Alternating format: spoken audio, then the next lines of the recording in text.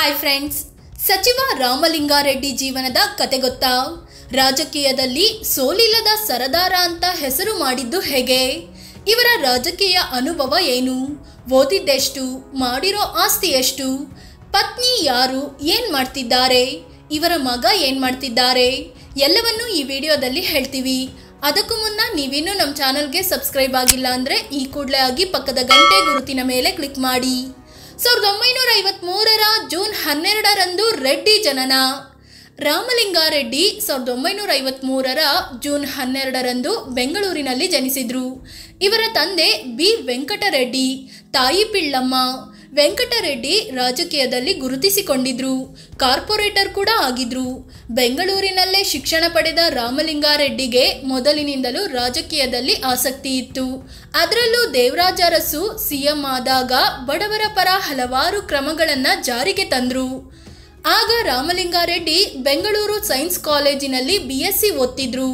ದೇವರಾಜ ಅರಸು ಅವರ ಕ್ರಮಗಳಿಂದ ಆಕರ್ಷಿತರಾಗಿ ಕಾಲೇಜು ದಿನಗಳಲ್ಲೇ ರಾಜಕೀಯಕ್ಕೆ ಎಂಟ್ರಿ ಕೊಟ್ಟರು. 1973ರಲ್ಲಿ ತಿರುವನಂತಪುರಂನಲ್ಲಿ ನಡೆದ NSUI ರಾಷ್ಟ್ರೀಯ ಸಮ್ಮೇಳನದಲ್ಲಿ ಭಾಗಿಯಾಗುವ ಮೂಲಕ ಕಾಂಗ್ರೆಸ್ ಸೇರ್ಪಡೆಯಾದರು. ಹಂತ ಹಂತವಾಗಿ ಬೆಳೆದ ರೆಡ್ಡಿ ಕಾಂಗ್ರೆಸ್ನ ಯುವ ಘಟಕ NSUI ಸೇರಿದ ರಾಮಲಿಂಗಾರೆಡ್ಡಿಗೆ ಒಂದೊಂದೇ ಹುದ್ದೆಗಳು ಒಲಿದು ಬಂದವು.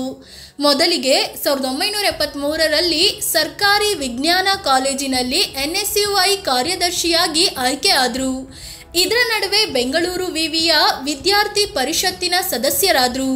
ವಿದ್ಯಾರ್ಥಿ ಸಂಘದ ಅಧ್ಯಕ್ಷರಾಗಿ ಬೆಂಗಳೂರು ವಿವಿ ಸೆನೆಟ್ ಮತ್ತು ಹಣಕಾಸು ಸಮಿತಿ ಸದಸ್ಯರಾಗಿ ಆಯ್ಕೆಯಾದರು. ಈ ಮೂಲಕ ನಿರಂತರವಾಗಿ ರಾಜಕೀಯದಲ್ಲಿ ಒಂದೊಂದೇ ಸ್ಥಾನವನ್ನು ಅಲಂಕರಿಸಿದ್ರು. ನಂತರ ನೇರವಾಗಿ ಚುನಾವಣಾ ರಾಜಕೀಯಕ್ಕೆ ಎಂಟ್ರಿ ಕೊಟ್ಟರು. BBMP ಪಾಲಿಕೆ ಸದಸ್ಯರಾಗಿ ಆಯ್ಕೆ. ಒಂದು ಸೋಲು, ಆಮೇಲೆ ಸೋಲಿಲ್ಲದ ಸರದಾರ. BSc ಶಿಕ್ಷಣ ಕಂಪ್ಲೀಟ್ ಮಾಡಿದ್ದ ರಾಮಲಿಂಗಾರೆಡ್ಡಿ ಕಂಪ್ಲೀಟ್ ಆಗಿ ರಾಜಕೀಯದಲ್ಲಿ ತೊಡಗಿಸಿಕೊಂಡ್ರು. 1983ರಲ್ಲಿ BBMP ಚುನಾವಣೆಯಲ್ಲಿ ಸ್ಪರ್ಧಿಸಿದ್ರು. ಅದರಲ್ಲಿ ಗೆದ್ದು ಕಾರ್ಪೊರೇಟರ್ ಆದ್ರು. ಈ ರೀತಿ ಚುನಾವಣಾ ರಾಜಕೀಯ ಶುರು ಮಾಡಿದ್ರು. 1985ರಲ್ಲಿ ಜಯನಗರ ಬ್ಲಾಕ್ ಕಾಂಗ್ರೆಸ್ ಅಧ್ಯಕ್ಷ ಹುದ್ದೆ ಒಲಿದು ಬಂತು. ಅದೇ ವರ್ಷ ಅಂದ್ರೆ 1985ರಲ್ಲಿ ಜಯನಗರ ವಿಧಾನಸಭೆ ಚುನಾವಣೆಯಲ್ಲಿ ಸ್ಪರ್ಧಿಸಿ ಸೋಲು ಕಂಡ್ರು. ಆದರೆ 1989ರಲ್ಲಿ ಮತ್ತೆ ಜಯನಗರ ಕ್ಷೇತ್ರದಿಂದ ಸ್ಪರ್ಧಿಸಿದ್ದ ರಾಮಲಿಂಗಾರೆಡ್ಡಿ ಜನತಾದಳದ M ಚಂದ್ರಶೇಖರ್ ವಿರುದ್ಧ ಗೆಲುವು ದಾಖಲಿಸಿದ್ರು. ಹೀಗೆ ತಮ್ಮ 36ನೇ ವಯಸ್ಸಿನಲ್ಲಿ ವಿಧಾನಸಭೆ ಮೆಟ್ಟಿಲು ಏರಿದ್ರು. ಇದಾದ್ಮೇಲೆ ಅದೇ ಕ್ಷೇತ್ರದಿಂದ 1994, 1999, 2004ರಲ್ಲೂ ವಿನ್ ಆದ್ರು. ಈ ನಡುವೆ 1998ರಿಂದ 10 ವರ್ಷಗಳ ಕಾಲ ಬೆಂಗಳೂರು ಜಿಲ್ಲಾ ಕಾಂಗ್ರೆಸ್ ಅಧ್ಯಕ್ಷರಾಗಿಯೂ ಕೆಲಸ ಮಾಡಿದ್ರು. BTM ಲೇಔಟ್ನಲ್ಲೂ ಗೆಲುವಿನ ಮಾಲೆ. 8 ಬಾರಿ ಶಾಸಕ, 5 ಬಾರಿ ಸಚಿವ. 2008ರ ಚುನಾವಣೆ ವೇಳೆಗೆ ರಾಮಲಿಂಗಾರೆಡ್ಡಿ ತಮ್ಮ ಕ್ಷೇತ್ರವನ್ನು ಬದಲಿಸಿದ್ರು. ಜಯನಗರ ಬದಲಾಗಿ BTM ಲೇಔಟ್ ಕ್ಷೇತ್ರದಿಂದ ಸ್ಪರ್ಧಿಸಿದ್ರು.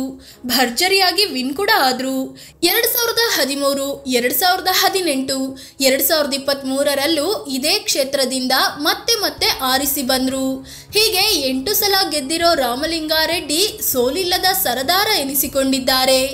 ಇದರ ನಡುವೆ KPCC, AICC ಸಮಿತಿ ಸದಸ್ಯರಾಗಿದ್ದು KPCCಯ ಕಾರ್ಯಾಧ್ಯಕ್ಷ ಹುದ್ದೆಯನ್ನು ಅಲಂಕರಿಸಿದ್ದಾರೆ. 1992ರಲ್ಲಿ ವೀರಪ್ಪ ಮೊಯ್ಲಿ CM ಆದಾಗ ಮೊದಲ ಬಾರಿಗೆ ರಾಮಲಿಂಗಾರೆಡ್ಡಿ ಸಚಿವ ಸ್ಥಾನ ಅಲಂಕರಿಸಿದ್ರು. 2002ರಲ್ಲಿ SM ಕೃಷ್ಣ ಸರ್ಕಾರದಲ್ಲಿ ಆಹಾರ ಮತ್ತು ನಾಗರಿಕ ಪೂರೈಕೆ ಸಚಿವರಾಗಿ ಕೆಲಸ ಮಾಡಿದ್ರು. 2004ರಲ್ಲಿ ಧರಮ್ ಸಿಂಗ್ CM ಆದಾಗ ಪ್ರಾಥಮಿಕ ಮತ್ತು ಪ್ರೌಢ ಶಿಕ್ಷಣ ಸಚಿವರಾದರು. 2013ರಲ್ಲಿ ಸಿದ್ದರಾಮಯ್ಯ ಸರ್ಕಾರ ಬಂದಾಗ ಗೃಹ ಮತ್ತು ಸಾರಿಗೆ ಸಚಿವರಾಗಿ ಕೆಲಸ ಮಾಡಿದ್ರು. ಪ್ರಸ್ತುತ ಸಿದ್ದರಾಮಯ್ಯ ಸರ್ಕಾರದಲ್ಲಿ ಸಾರಿಗೆ ಸಚಿವರಾಗಿದ್ದಾರೆ. ರೆಡ್ಡಿಗಿದೆ ಬೆಂಗಳೂರಿನಲ್ಲಿ ದೊಡ್ಡ ಹಿಡಿತ. ಬೆಂಗಳೂರಲ್ಲೇ ಹುಟ್ಟಿ ಬೆಳೆದು ಇಲ್ಲೇ ರಾಜಕೀಯದಲ್ಲೂ ಬೆಳೆದ ರಾಮಲಿಂಗಾರೆಡ್ಡಿಗೆ ಬೆಂಗಳೂರು ರಾಜಕೀಯದಲ್ಲಿ ದೊಡ್ಡ ಹಿಡಿತ ಇದೆ. ಹೀಗಾಗಿ BBMP ಚುನಾವಣೆ ನಡೆಯುವಾಗ ಇವರು ಪ್ರಮುಖ ಪಾತ್ರ ವಹಿಸ್ತಾರೆ. ಇನ್ನು ರೆಡ್ಡಿ CM ಸಿದ್ದರಾಮಯ್ಯ ಮತ್ತು DK ಶಿವಕುಮಾರ್ ಇಬ್ಬರಿಗೂ ಆಪ್ತರಾಗಿದ್ದಾರೆ. ಇವರು ಶಿಕ್ಷಣ ಸಚಿವರಾಗಿದ್ದಾಗ ಸಮವಸ್ತ್ರ, ಪಠ್ಯಪುಸ್ತಕಗಳ ವಿತರಣೆ ಸೇರಿದಂತೆ ಹಲವು ಕ್ರಮಗಳನ್ನು ಕೈಗೊಂಡರು. ಆಹಾರ ಮತ್ತು ನಾಗರಿಕ ಪೂರೈಕೆ ಸಚಿವರಾದಾಗ ಬಡವರಿಗೆ ದೊಡ್ಡ ಮಟ್ಟದಲ್ಲಿ BPL ಕಾರ್ಡ್ಗಳನ್ನು ಕೊಡಲಾಯಿತು. ಹೀಗೆ ತಮಗೆ ಕೊಟ್ಟ ಎಲ್ಲ ಖಾತೆಗಳನ್ನು ಒಳ್ಳೆ ರೀತಿಯಲ್ಲಿ ನಿಭಾಯಿಸಿ ಹೆಸರು ಮಾಡಿದ್ದಾರೆ. ರಾಮಲಿಂಗಾರೆಡ್ಡಿ ಪತ್ನಿ, ಮಕ್ಕಳು ಯಾರು? ರಾಮಲಿಂಗಾರೆಡ್ಡಿ ಚಾಮುಂಡೇಶ್ವರಿ ರೆಡ್ಡಿ ಅನ್ನೋರನ್ನ ಮದುವೆ ಆಗಿದ್ದಾರೆ. ಇವರು ಪತಿಯ ರಾಜಕೀಯ ಜೀವನಕ್ಕೆ ನಿರಂತರವಾಗಿ ಸಾಥ್ ಕೊಡ್ತಾ ಬಂದಿದ್ದಾರೆ. ತಮಿಳುನಾಡು ಮೂಲದ ಚಾಮುಂಡೇಶ್ವರಿ ಅವರಿಗೆ ಕನ್ನಡ ಬರ್ತಿರ್ಲಿಲ್ಲ. ಆದರೆ ಈಗ ಫುಲ್ ಕನ್ನಡ ಕಲಿತು ಅಪ್ಪಟ ಕನ್ನಡತಿಯಾಗಿದ್ದಾರೆ. ದಂಪತಿಗೆ ಸೌಮ್ಯ ರೆಡ್ಡಿ ಮತ್ತು ಶ್ರೀರಾಜ್ ರೆಡ್ಡಿ ಅನ್ನೋ ಇಬ್ಬರು ಮಕ್ಕಳಿದ್ದಾರೆ. ಅವರಲ್ಲಿ ಸೌಮ್ಯ ರೆಡ್ಡಿ ಈಗಾಗಲೇ ರಾಜಕೀಯಕ್ಕೆ ಎಂಟ್ರಿ ಕೊಟ್ಟಿದ್ದಾರೆ. 2018ರ ವಿಧಾನಸಭೆ ಚುನಾವಣೆಯಲ್ಲಿ ಜಯನಗರ ಕ್ಷೇತ್ರದಿಂದ ಸ್ಪರ್ಧಿಸಿ ಶಾಸಕಿಯೂ ಆಗಿದ್ದಾರೆ. ಆದರೆ 2023ರ ವಿಧಾನಸಭೆ ಚುನಾವಣೆಯಲ್ಲಿ ಕೆಲವು ಮತಗಳ ಅಂತರದಲ್ಲಿ ಸೋಲು ಕಂಡ್ರು. ಈ ಸಲ ಲೋಕಸಭೆ ಚುನಾವಣೆಯಲ್ಲಿ ಬೆಂಗಳೂರು ದಕ್ಷಿಣದಿಂದ ಸ್ಪರ್ಧಿಸಿದರಾದರೂ ಗೆಲುವು ಒಲಿಯಲಿಲ್ಲ. ಸದ್ಯ ಕರ್ನಾಟಕ ಕಾಂಗ್ರೆಸ್ನ ಮಹಿಳಾ ಘಟಕದ ಅಧ್ಯಕ್ಷೆಯಾಗಿದ್ದಾರೆ. ಇನ್ನು ಮಗ ಶ್ರೀರಾಜ್ ರೆಡ್ಡಿ ರಾಜಕೀಯದಿಂದ ದೂರ ಉಳಿದಿದ್ದು ಬಿಸ್ನೆಸ್ ಮಾಡಿಕೊಂಡಿದ್ದಾರೆ. ರಾಮಲಿಂಗಾರೆಡ್ಡಿ ಆಸ್ತಿ ಎಷ್ಟು? ರಾಮಲಿಂಗಾರೆಡ್ಡಿ 2023ರ ಚುನಾವಣೆ ವೇಳೆ ಘೋಷಿಸಿಕೊಂಡಿರೋ ಪ್ರಕಾರ 110 ಕೋಟಿ ರೂಪಾಯಿ ಮೌಲ್ಯದ ಆಸ್ತಿ ಹೊಂದಿದ್ದಾರೆ. ಅದೇ ರೀತಿ 37 ಕೋಟಿಯಷ್ಟು ಸಾಲವೂ ಇದೆ. ಇದರಲ್ಲಿ 31 ಕೋಟಿ ರೂಪಾಯಿಯಷ್ಟು ಆಸ್ತಿ ಪತ್ನಿ ಚಾಮುಂಡೇಶ್ವರಿ ಹೆಸರಲ್ಲಿ ಇದೆ. ಇನ್ನು ರಾಮಲಿಂಗಾರೆಡ್ಡಿ ಬಳಿ ಸ್ವಲ್ಪವೂ ಚಿನ್ನ ಇಲ್ಲ. ಅದೇ ಪತ್ನಿ ಚಾಮುಂಡೇಶ್ವರಿ ಹೆಸರಲ್ಲಿ 1.5 kgಯಷ್ಟು ಚಿನ್ನ ಇದೆ.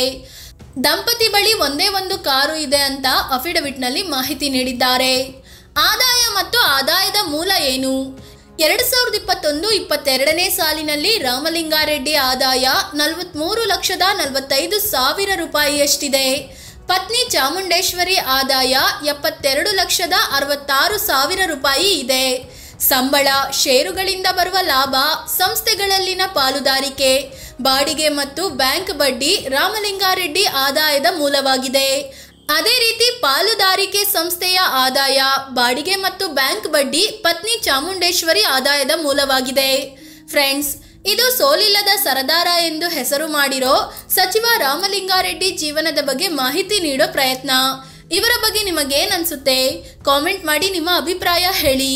ಅದೇ ರೀತಿ ನೀವಿನ್ನೂ ನಮ್ಮ ಚಾನಲ್ಗೆ ಸಬ್ಸ್ಕ್ರೈಬ್ ಆಗಿಲ್ಲ ಅಂದರೆ ಈ ಕೂಡಲೇ ಆಗಿ ಪಕ್ಕದ ಗಂಟೆ ಗುರುತಿನ ಮೇಲೆ ಕ್ಲಿಕ್ ಮಾಡಿ. ಧನ್ಯವಾದ.